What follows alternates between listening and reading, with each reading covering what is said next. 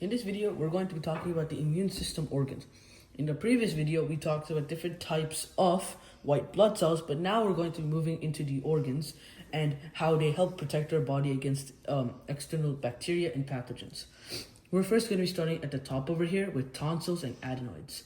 So tonsils are located over here near the throat area, and they produce antibodies using B cells to prevent germs or other kinds of bacteria from entering in.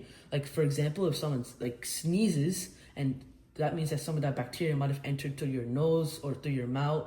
The tonsils, as well as the adenoids, make sure that that kind of bacteria stays in the mouth and can be excreted out, like through spit or something.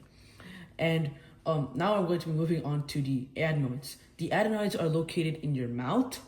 Now, typically, most adenoids actually disappear by the time people turn 13. And the adenoids and tonsils act as a first line of defense. Unlike some of the other organs, they act as a first line of defense and make sure that the bacteria doesn't enter in the body in any way. And if they figure out the bacteria does enter the body, they will try to excrete it. Next, we have the skin. Now, the skin is the largest organ. Make sure none of the pathogens or external bacteria is able to enter. Now, if you get a cut, then what happens is then the pathogen can enter. But the thing is, the blood vessels have a lot of these white blood cells flowing through it. So they'll be able to quickly realize that there's something wrong. And using the platelets, they'll be able to clot the blood so no other kinds of bacteria enters. And the white blood cells will be able to fight off the pathogens that entered inside.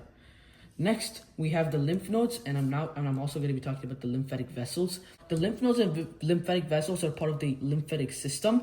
The lymphatic system is basically used to filter bacteria and pathogens, as well as help with the body in any kinds of fat, like excess fat, excess fluid, or to make sure that there's no pathogens or a bad bacteria in your bloodstream.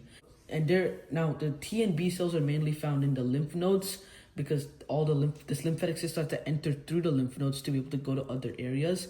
But they can also be found in the bloodstream also and near the tissue cells. Now these are the lymph nodes, and if you're wondering how a lymph node looks like, you can look at the lymphatic system. So lymph nodes are these 5 dots over here also. And then we have the lymphatic vessels, which transports all of that excess buildup and also basically all this bacteria to be sent to areas where they can be neutralized, such as the lymph nodes in this example. Next, we're going to be talking about the appendix. The appendix is located over here under your large intestine. It acts as a safe house where, in case of just a large amount of pathogens in your body and it's causing the bacteria or the good bacteria and the good cells in your body to start dying, then a lot of the cells in this area will move into the appendix. And the reason why is because the appendix acts as a safe house and makes sure that when the pathogen has been excreted out of your body, these good cells are able to quickly repopulate the area that was once considered harmful. Next, we have the bone marrow.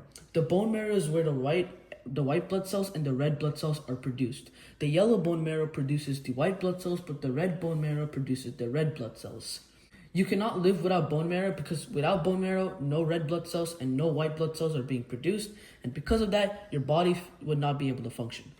Next, we have the thymus. The thymus is where all of the T cells develop and train. The thymus is very important because without the T cells or without the T cells maturing properly, you wouldn't be able to resist the bad bacteria and pathogens very effectively. Also, T cells produce memory cells, which is the adaptive immunity response and remembers the type of bacteria. So if it comes again, they know how to deal with this most effectively.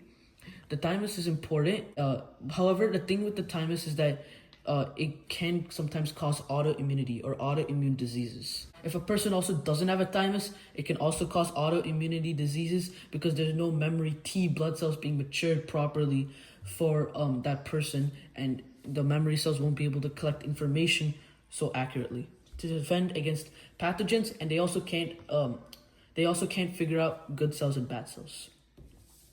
Then we have the spleen. The spleen filters old and damaged red blood cells and white blood cells and platelets. It also stores blood and, in case of emergency, releases it into the body system so that we're able to still fight off, and the T cells are able to go to other areas quickly. The spleen also holds antibodies produced by plasma cells, which are produced by B cells, and people without the spleen can still live a normal life. However, they risk infection, and also they have to get more vaccines and all that stuff, and to pay a lot more attention to their health because there's not that much antibodies being produced anymore. Then we have these things called Peyer's patches. Peyer's patches is located in the front over here of the digestive system. The appendix is located at the back. The reason why is because the intestines over here have a lot of nutrients that the pathogens and the bacteria, the bad bacteria, can feed off of. And to make sure they don't get hold of these kinds of nutrients and don't grow or reproduce rapidly in the body, the Peyer's patches and appendix are used to be able to safeguard these areas. Now, these make sure that the intestines are in balance and preventing excess bacterial control, and also risk infection of the intestines. And like I just said, they make sure the bacteria doesn't use the nutrients for repopulation. And now, going back to the lymphatic vessel over here, if the lymphatic vessel is removed, then what happens is the lymphatic system's not able to obtain these three major purposes that it has, which is avoid swelling or inflammation, avoid buildup of fat, and it cannot filter any pathogens that are located inside of the lymphatic vessels. And because of, if you don't have that, it's going to be bad for your body. It's going to make it harder for your white blood cells to be able to find the bacteria effectively. This is all about the immune system organs.